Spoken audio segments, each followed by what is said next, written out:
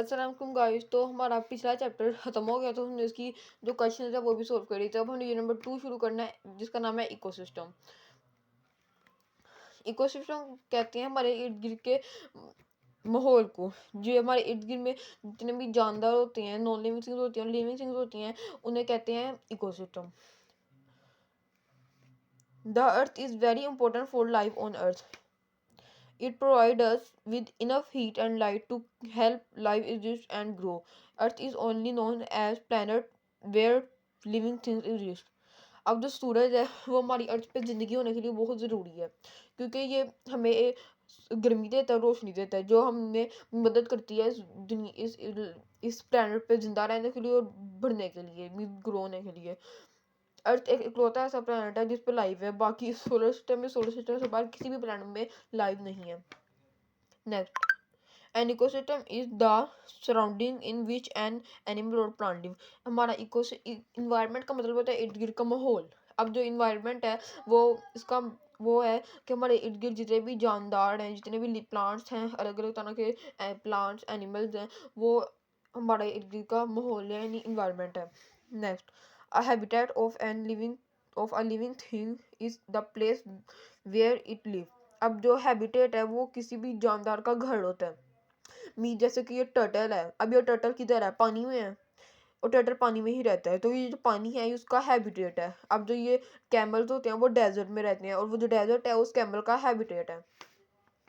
Next, what is an ecosystem? Every habitat contain inside itself an ecosystem. Her habitat अपने अंदर एक ecosystem को contain करता है। An ecosystem is made up of all living things and non-living things in an area and their relationship to each other. अब जो ecosystem है ये हर जिंदा चीज हमारे इर्द गिर्द है और उनका रिलेशनशिप है आपस में।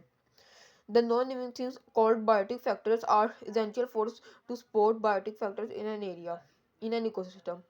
अब जो नॉन लिविंग थिंग है, जो इसे हम बायोटिक फैक्टर भी कहते हैं, वो बहुत ज़रूरी होता है बायोटिक फैक्टर्स के लिए। अब जो बायोटिक फैक्टर्स है वो हमारे गिर की हमारे इकोसिस्टम में जितने भी लिविंग थिंग्स हैं, जैसे कि ह्यूमंस, एनिमल्स एंड प्लांट्स और फंजाई वगैरह, ये सारे बायोटिक फैक्टर्स हैं। और बायोटिक फैक्टर हमारे इर्द गिर्द की नॉन लिविंग थिंग जैसे कि light, temperature, chemical, soil, wind and water है। अब next, some ecosystem is very small. बहुत से इकोसिस्टम होते हैं जो बहुत छोटे होते हैं। Some ecosystem are very hot. बहुत से इकोसिस्टम बहुत गर्म होते हैं। Some ecosystem are very large. बहुत से इकोसिस्टम बहुत बड़े होते हैं। Some ecosystem are very cold. बहुत से इकोसिस्टम बहुत ठंडे होते हैं। How ecosystem support life? An ecosystem in an area within an environment in which an animal lives and it act. Ecosystems support life by providing the things that an animal and और plant need to survive. और जो ecosystem है वो हमारी life को support तब करता है जो अब वो एनिमल उस जगह पर रहने वाली चीज़ों को वो हर चीज़ देता है जो उन्हें चाहिए होती है। Can you list what living thing need to survive? क्या आप जानते हैं कि लिविंग थिंग को क्या चाहिए? Think of what you need to survive. सोचिए।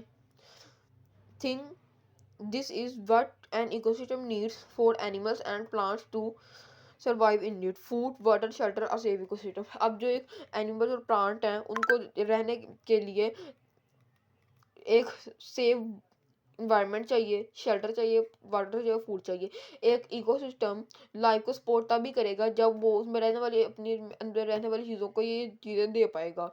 फूड यानी खुराक, वाटर यानी पानी, शेल्टर यानी रहने के लिए जगह, और सेफ इन्वायरमेंट और गिर का सेफ माहौल। माहौल खतरनाक ना हो उसके गिर का, उसमें रहने वाली चीज़ को कोई खतरा ना हो। Diversity is also important for an ecosystem. किसी भी इकोसिस्टम के लिए डाइवर्सिटी बहुत इंपॉर्टेंट है। Do you now what diversity mean? क्या आप जानते हैं डाइवर्सिटी का मतलब क्या है? हर अ क्लू, ये क्लू है। Look at all the other student in your classroom. Do you do they all look the same? आपने देखिए अपनी क्लासरूम में आपको बहुत से स्टूडेंट नजर आएंगे, और उधर देखिए सारे स्टूडेंट क्या सेम है?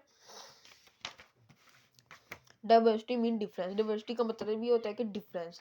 The more difference in an ecosystem the more types of animal and plant it can have living with in it.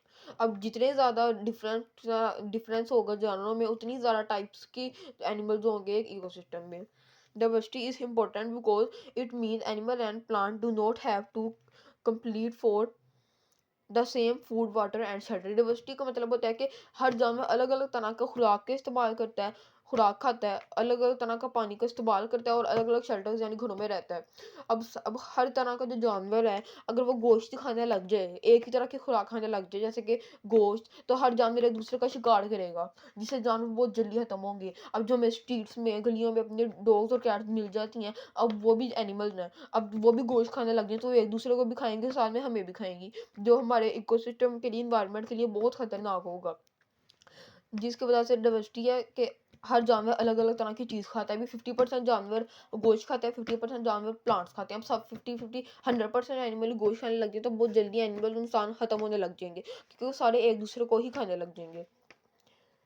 और पानी, पानी का अलग अलग इस्तेमाल करें, हर जानवर के पानी में ही रहने लग जाए तो हमें तो हर जगह पानी में कोई ना कोई जानवर नजर आ रहा होगा, इसलिए कुछ इस जानवर पानी को अपनी घर इकोसिस्टम की तरह यूज़ करते हैं, घर में रहने के लिए, पानी में रहने के लिए यूज़ करते हैं, कुछ होते हैं पीने के लिए यूज़ करते हैं, कुछ होते हैं आपको साफ करने के लिए यूज़ करते हैं। अब हर जानवर अलग अलग शेल्टर में रहता है, कुछ केव गार्डन में रहते हैं, कुछ ग्रास लैंड में रहते हैं, कुछ डेजर्ट्स में रहते हैं, कुछ दरख्तों पर रहते हैं, कुछ दरख्तों के नीचे रहते हैं। अब हर जानवर दरख्त के नीचे रहने लगी तो हमें हर दरख्त के नीचे कोई ना कोई जानवर नजर आएगा, जिससे और जानवरों को रहने के लिए उनकी जगह नहीं मिल पाएगी। Next, ecosystem on earth. There are many different types of ecosystem on earth. इस अर्थ पे बहुत से अलग अलग तरह के इकोसिस्टम है।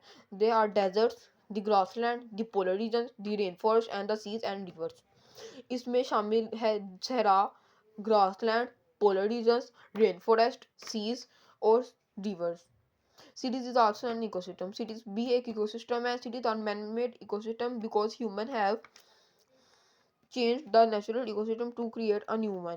क्योंकि इंसानों ने एक नेचुरल इकोसिस्टम को चेंज किया है एक मैनमेड इकोसिस्टम में, कि एक और नया इकोसिस्टम बन पाए। अब desert are area of land that are very dry. Area, जो डेजर्ट है वो एक एरिया है खुशक और गर्म इलाके का, that do not get much rain, जहाँ पे बहुत ज़्यादा बारिश नहीं होती, मीन्स वहाँ पे बारिश ही नहीं होती। Some desert have lots of rocks, बहुत से डेजर्ट ऐसे होते हैं यहाँ पे बहुत ज़्यादा चट्टानें होती हैं। सम डेजर्ट हैव माउंटेन्स, बहुत से सहरा से होते हैं जहाँ पे बहुत ज़्यादा माउंटेन यानी पहाड़ होते हैं। Some most desert have extreme, बहुत से डेजर्ट एक्सट्रीम होती हैं। That means it can be very cold during the day but very hot during the day but very cold at night. Means ये एक्सट्रीम डेजर्ट्स का मतलब, वो extreme desert वो desert होते हैं जो दिन को बहुत ही ज़्यादा गर्म होते हैं, रात को बहुत ज़्यादा ठंडे होते हैं। Animals and plant that live in the desert need to be able to survive a long time without much rain. अब जो एनिमल्स प्लांट जो सहरा में रहते हैं, उन्हें ज़िंदा रहने के लिए वो ऐसी चीज़ें चाहिए होती हैं जो वो बहुत ज़्यादा टाइम के लिए सहरा में सर्वाइव कर पाएँ इनके एक्सट्रीम टेम्परेचर्स में।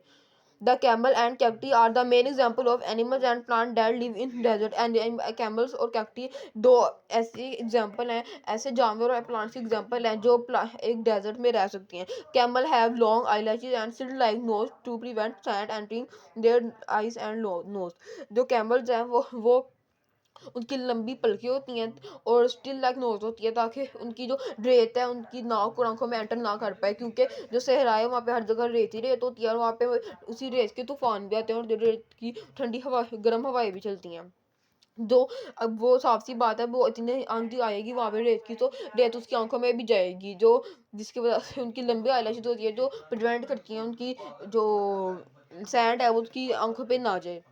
The cacti have deep roots to gather water and thick leathery stem to store it. Their leaves are thrown to prevent water loss through evaporation and to prevent the animal that eating them.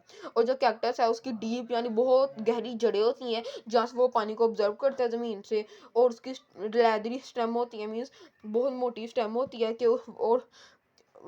जिसके अंदर वो पानी store कर लेता है। और इसके throne like जो इसके कांटे हैं, जिसके कांटे हैं ये कांटे नहीं, इसके लिए इसके पत्ते हैं, ये इसके इस तरह के इसलिए होते हैं ताकि इसमें से पानी इवेपोरेट होकर उड़ ना जाए, क्योंकि यहाँ पे बहुत ज़्यादा गर्मी होती है।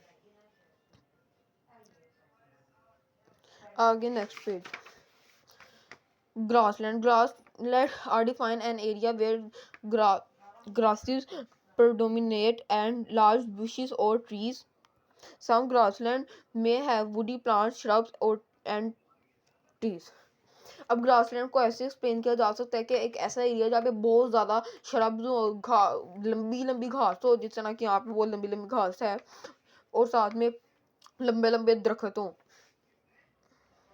एक ग्रा इसे ग्रासलैंड कहा जा सकता है। Temperature in temperate grassland very significantly from summer to winter, and rainfall is lower than in savannas. और जो ग्रासलैंड है उसमें एक हद तक जो उसमें जो सर्दी गर्मी में उसका जो टेम्परेचर है वो नॉर्मल रहता है, और वहाँ पे इतनी ज़्यादा बारिश भी नहीं होती।